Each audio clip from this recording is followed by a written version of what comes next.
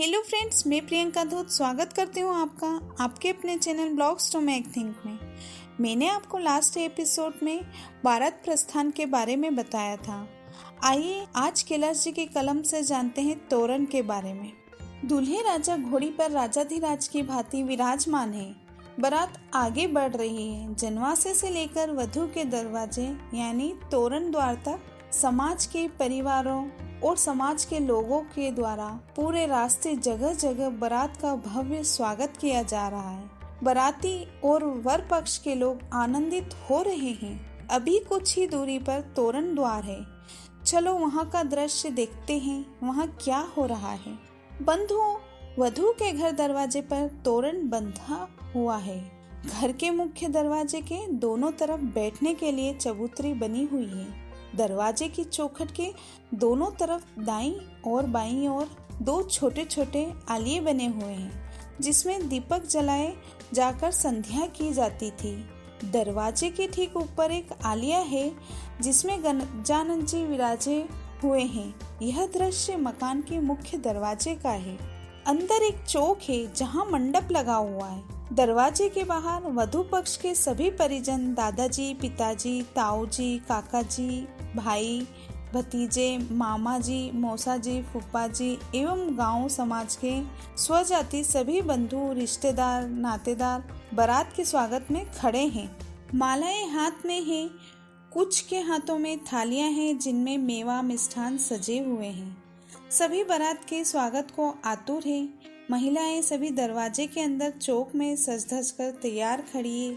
कुछ महिलाएं डागले यानी कि छत पर खड़ी होकर बारात का नजारा देखने के लिए खड़ी है।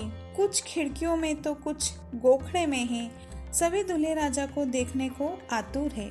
बंधु, तोरण एक लकड़ी का बना हुआ होता है, जिसमें बीच में गणपति की छवि होती है। गणपति के दाएं बाएं दो पुतलियां, जिनके हाथ में चंवर होते हैं। तोरण के ऊपरी सिरे पर चिड़ियों की पुतली लगी होती है, जो घर आंगन में बच्चों की चहचहाट को दर्शाती है और तोरण की खूबसूरती को भी बढ़ाती है।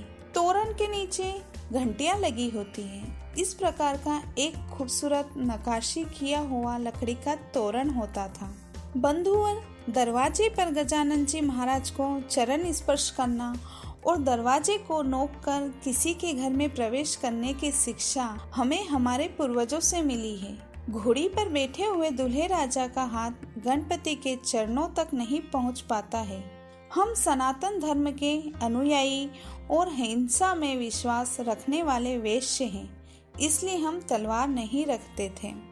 ऐसी स्थिति में गणपति के चरण वंदना हेतु किसी ने नीम डाली तोड़कर दूल्हे को थमाई और उस नीम डाली या कोई भी हरे वृक्ष की डाली से या सवासने के हाथ में गोटे किनारी मोतियों जड़ित छड़ी से गणेशपति के चरण स्पर्श किया तो तोरण के नीचे घंटियां डाली के स्पर्श से हिलने लगी और बजने लगी।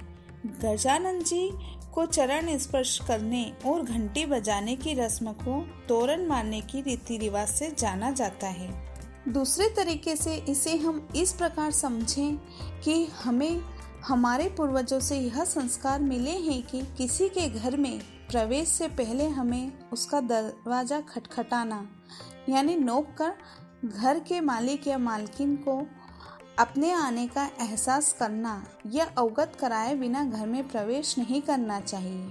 इसलिए हमारे पूर्वज दरवाजे की कुंडी खटखटाते थे। यह मुंह से ख ख की ध्वनि करते थे और फिर घर के मालिक या मालकिन के दरवाजे पर आने के बाद ही घर में प्रवेश करते थे। इसका एक और उदाहरण देखिए कि जब हम भगवान के घर यानी मंदिर में प्रवेश करते हैं तो वहाँ घंटियाँ लगी होती है, जिसे बजाकर अपने आने का एहसास कराते हैं। ये घंटियाँ भी ठाकुर जी के कमरे के बाहर ही लटकी होती है। आजकल बिजली व्यवस्था होने पर हमारे घरों में इलेक्ट्रिक बेल घरों पर लगी देखी होगी। ये सब हमारे पूर्वजों से मिली शिक्षा संस्कार है। तोरण रूपी राक्षस की दंत कथा सब बकवास है। मैंने आपको तर्क देकर तोरण मारने की प्रथा के बारे में बताया। यह हमारे संस्कार और संस्कृति का प्रतीक है। इसलिए तोरण मारने के बाद ही सासू माँ दरवाजे पर आती है। एक बहुत ही मन भावन दृश्य और उसके बाद के रीति रिवाज, संस्कार और संस्कृति की जानकारी हेतु हमसे जुड़े रहिए। आओ अतीत में चले के अगले एपिसोड के लिए। धन्यवाद।